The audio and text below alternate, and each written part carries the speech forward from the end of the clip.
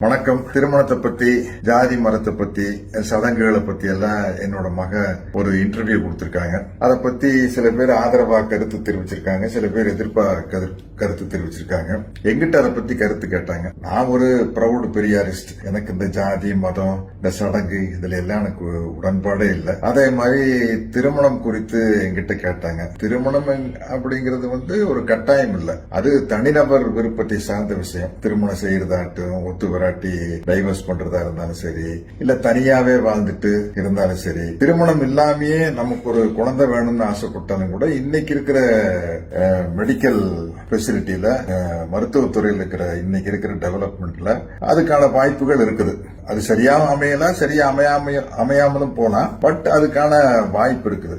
அப்படி இருக்கும் பட்சத்துல இது ஒரு தனிநபருடைய விருப்பம் சார்ந்த விஷயம் தான் அப்படிங்கிறது என்னுடைய கருத்து. அதனால இந்த கருத்துக்கள்ல திவ்யா கூட நானும் ஒத்து போறேன், உடன்பட்டு போறேன் அப்படின்னு தெரிவிச்சுக்கிறேன். நன்றி, வணக்கம். எல்லாருக்கும் வணக்கம். இந்த 2 நாளா நம்ம நிறைய எலெக்ஷன் பத்தி பேசினதை தாண்டி திவ்யா சத்யராஜ் அவர்கள் பேசின ஒரு காணொலி ரொம்ப விமர்சிக்கப்பட்டும் அதுக்கு ஆதரவு தெரிவிச்சும் சில பேர் பதிவிட்டு இருக்காங்க. அது நமக்கு பெருசா பிரச்சனையா தெரியல. ஏன்னா அவங்க பேசினா சில ஆயிரங்கள் அவ்வளவு பேர் தான் போய் சேரும். ஆனா அதை ஆதரிச்சு அவங்க சொன்னதை சப்போர்ட் பண்ணி நடிகர் திரு சத்யராஜ் சார் அவர்கள் பேசினது ரொம்ப முக்கியமான விஷயமா பார்க்கப்படுது. ஏன்னா ஈஸியா 1 கோடி பேருக்கு போய் அந்த விஷுவல் சேர்ந்திருக்கும், அவர் சொன்ன கருத்து போய் சேர்ந்திருக்கும். சார், நீங்க பெரியாரிஸ்ட்னு லாஸ்ட் ஜெனரேஷனுக்கு தெரியும் சார், 90s கிட்ஸ்க்கெல்லாம் தெரியும். இப்போ இந்த ஜென்சி கிட்ஸ்க்கெல்லாம் நீங்க பெரியாரிஸ்ட் அப்படின்னு தெரியாது, அண்ட் பெரியாரிசம் அந்த கொள்கை என்னன்றதெல்லாம் கூட அவங்களுக்கு தெரியாது. ஸோ நீங்க உங்க மகள் திவ்யா மேடம் சொன்னதாகட்டும், நீங்க சொன்னதாகட்டும், அது அந்த கருத்து தப்பு சார். அட்லீஸ்ட் நான் சொல்றது சில லட்சங்கள் மக்களுக்காவது போய் சேரும். அதனால இதை சொல்றேன். நீங்க 2 பேரும் சேர்ந்து சொன்னது என்னன்னா, லிவ் இன் ரிலேஷன்ஷிப் வாழ்றது தப்பு இல்ல, கல்யாணம் பண்ணிக்காம, அதாவது தாலி கட்டாம, மோதிரம் மாத்தாம, நிக்கா அப்படின்ற முறையில் இல்லாம, இந்த எந்த சடங்குகளும் இல்லாம, ஃபேமிலி இல்லாம, பெற்றோர்களோட சம்மதம் இல்லாம திருமணம் என்ற பந்தத்துல நீங்க வாழ்றது தப்பு இல்லை. திருமணம் சொல்ல முடியாது, அதை பிடிச்சவங்க கூட சேர்ந்து வாழ்ந்துக்கலாம், எப்பெல்லாம் யாரெல்லாம் பிடிக்குமோ அவங்க கூட சேர்ந்து வாழ்ந்துக்கலாம், அது தப்பு இல்லை அப்படின்னு ஒரு கருத்து. இதை தாண்டி இன்னொரு அபத்தமான கருத்து, குழந்தை பெத்துக்கலாம், கல்யாணமே இல்லாம நீங்க லிவிங்ல யாரோட தேவையும் இல்ல, சயின்டிபிக் முறையில கூட நீங்க குழந்தை பெத்துக்கலாம் அப்படின்னு சொல்லியிருந்தீங்க.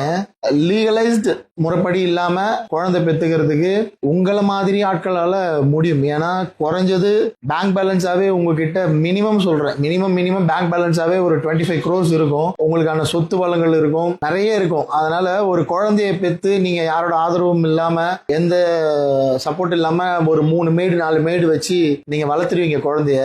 ஆனா சாமானிய மக்களா வாழ்றவங்க உங்க கருத்தால் ஈர்க்கப்பட்டு இன்ஃபுளுன்ஸ் ஆகப்பட்டு, இவங்களே இவ்வளவு பெரிய ஆர்டிஸ்ட், இவங்களே இப்படி சொல்றாங்களே அப்படின்னு சொல்லி அவங்க கல்யாணமே பண்ணிக்காம யாராவது ஒரு ஆணோட லிவிங் ரிலேஷன்ஷிப்ல இருந்து ஒரு பொண்ணு ஒரு குழந்தைய பெத்தெடுத்துட்டு பின்னால ஏதோ பிரச்சனையாகி கல்யாணமாகி முறைப்படி சொந்த பந்தத்தை கூடி கல்யாணம் பண்றவங்களே 1000 சண்டை சச்சரவுகள் எனக்கு உட்பட ஃபேஸ் பண்ணிட்டு தான் நம்ம அடுத்த நாள் கடந்து போறோம்.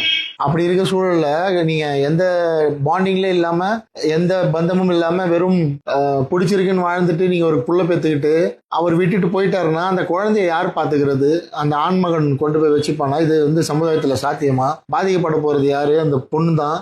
ஒரு மாச சம்பளம் வாங்குற ஒரு பெண்ணா இருந்தா அவங்க வேலைக்கு போறப்ப அந்த குழந்தைய யாரை நம்பி விட்டுட்டு போவாங்க?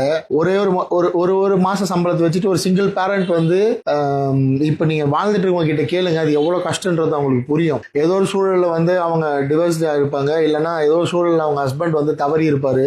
ஒரு சிங்கிள் பேரண்டா ஒரு குழந்தைய வளர்க்குறது எவ்வளவு கஷ்டம்னு சமுதாயத்துல இருக்கிறவங்க கிட்ட கேட்டு தெரிஞ்சுக்கோங்க. நாளுக்கு நாள் ஏசி ரூம்ல நல்ல செல்வந்தரா வாழ்ந்துட்டு இந்த கருத்தை சொல்றது மிகப்பெரிய தப்பு, கண்டனத்துக்குரியது. அதனால சத்யராஜ் சார் சொன்னதாகட்டும், அவங்களுடைய மகள் திவ்யா சத்யராஜ் மேடம் சொன்னதாகட்டும், இந்த கருத்தை பெண்கள் தயவு செஞ்சு அதுவும் இந்த 2000க்கு அப்புறம் பிறந்த பெண்கள் அந்த கருத்தை உள்வாங்கிக்காதீங்க. அதுல நிறைய பிரச்சனைகள் இருக்கு.